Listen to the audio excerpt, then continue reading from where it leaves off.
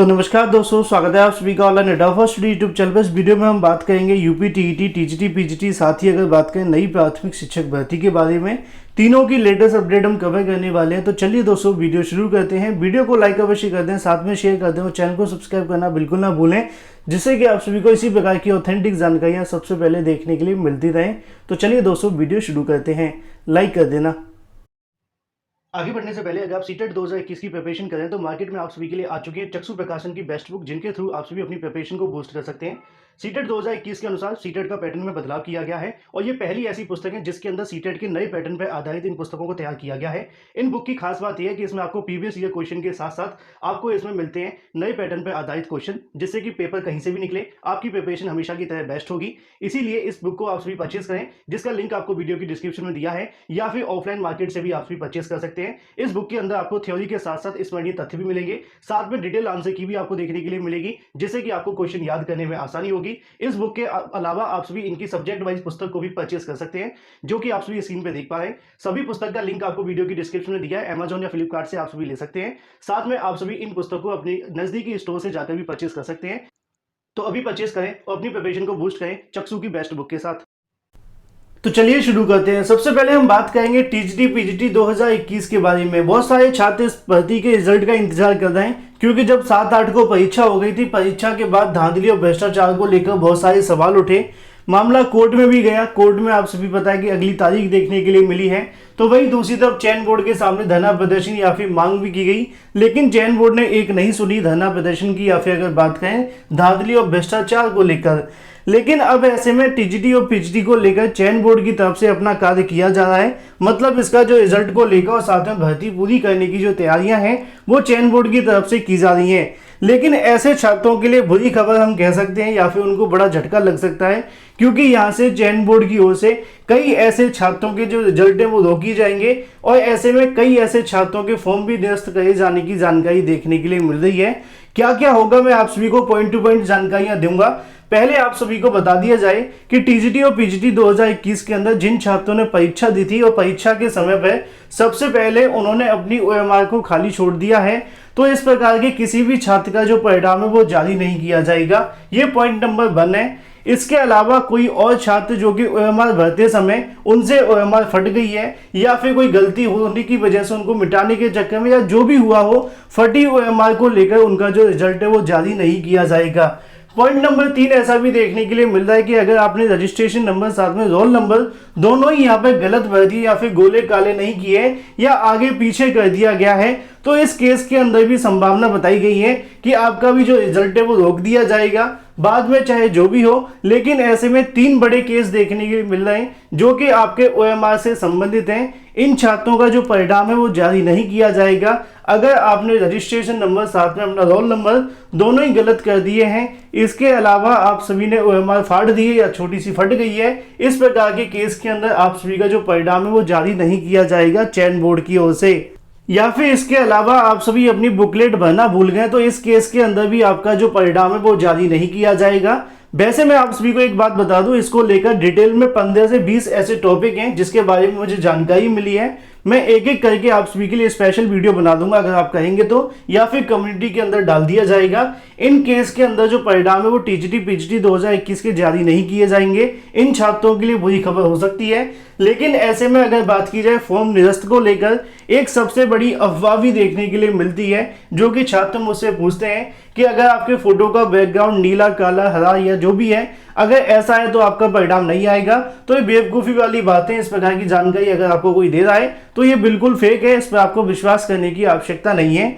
Form निरस्त को लेकर चयन बोर्ड की ओर से जो जानकारी मिली है, साथ में जो ऑफिशियल जानकारी मिली है, मैं आप सभी को बता दूं कि रिजल्ट आने से पहले किसी का भी फॉर्म निरस्त नहीं किया जाएगा। लेकिन ऐसे में कुछ गलतियों के बारे में जानकारी दी गई है कि अगर आपने मेल का फीमेल कर दिया है, इस केस के अंदर आपके जब वेरिफिकेशन करवाया जाएगा और अगर आपका चयन हो जाता है तो यहाँ पर आपका जो फॉर्म है वो निरस्त माना जाएगा।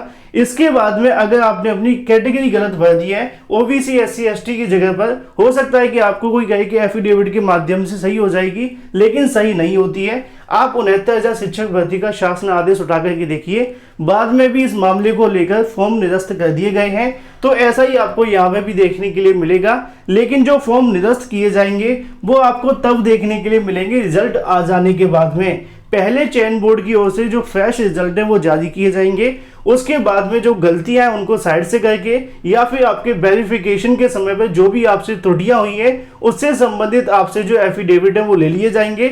लेकिन कुछ ऐसी भी गलतियां होंगी जिनको स्वीकार नहीं किया जाएगा।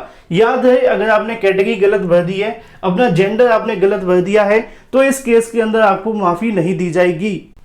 बाकी जो छोटी मोटी गलतियां होंगी उनके लिए आप सभी एफिडेविट लगाकर अपना सही करवा पाएंगे। उसके लिए आप सभी मुझे कमेंट करके अवश्य बताएं कि आपने कोई गलती करी है या फिर नहीं। इसके अलावा अगर आप लोग कहेंगे तो मैं आपको एक लिस्ट के माध्यम से जानकारी दे दूंगा, जिसमें 15 से 20 ऐसे टॉपिक होंगे जहां पे आपके फॉर्म को निरस्त किया जा सकता है। तो 15 से 20 ऐसी भी चीजें देखने के लिए मिलेंगी जहां पे आपके रिजल्ट को रोका जाएगा। अभी तक जो जानकारियां मिली है चयन बोर्ड की तरफ से, अभी लिखित में मैं आप सभी को बाद में बता दूंगा, ठीक है।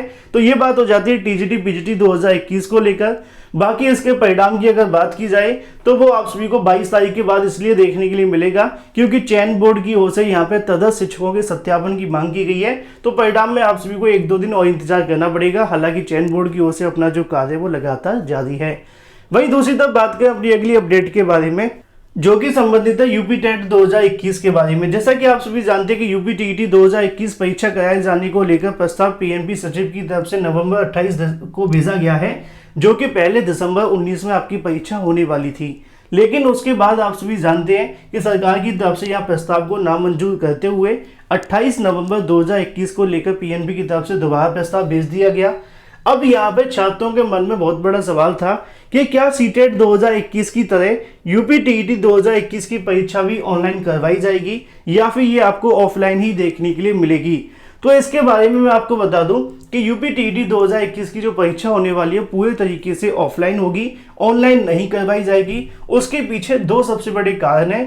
पहला ये कि ऑनलाइन करवाने के लिए सरकार के पास में समय नहीं है। अगर ऑनलाइन परीक्षा करवाई जाती है तो लगभग 10 दिन का समय लगेगा, पहला। दूसरा, अगर ऑनलाइन परीक्षा करवानी पड़ेगी तो दोबारा से प्रस्ताव बनाकर भेजा जाएगा। अगर दोबारा से प्रस्ताव बनाकर भेजा जाएगा तो यहाँ पे ऑनलाइन के लिए दोबारा से संशोधन करना पड़ेगा। मतलब कि बहुत सारी चीजें आपको देखने के लिए मिलेंगी, जिसमें कम से कम 1 से 1.5 महीने का समय और लग जाएगा। उसके बाद प्रस्ताव भेजा जाएगा, फिर मंजूरी मिलेगी। मतलब कि यूपी टीईटी जो आपका अभी दिसंबर या नवंबर में होने वाला है वो फरवरी या मार्च में हो पाएगा। इसी वजह से इस बार जो यूपी टीईटी 2021 है वो ऑनलाइन नहीं होगा। अगली बार से जो आपकी यूपी टीईटी की परीक्षा होगी वो अवश्य आपको ऑनलाइन देखने के लिए मिलेगी। तो ऐसे में अगर आपको कोई बता रहा है कि आपकी परीक्षा ऑनलाइन होने वाली है तो ये बात पूरे तरीके से फेक है। ऑथेंटिक जानकारी के लिए ऑनलाइन अड्डा फर्स्ट डी चैनल पर ही विजिट करें, साथ में वीडियो को लाइक कर दें और शेयर कर दें। चैनल को सब्सक्राइब करना बिल्कुल ना भूलें।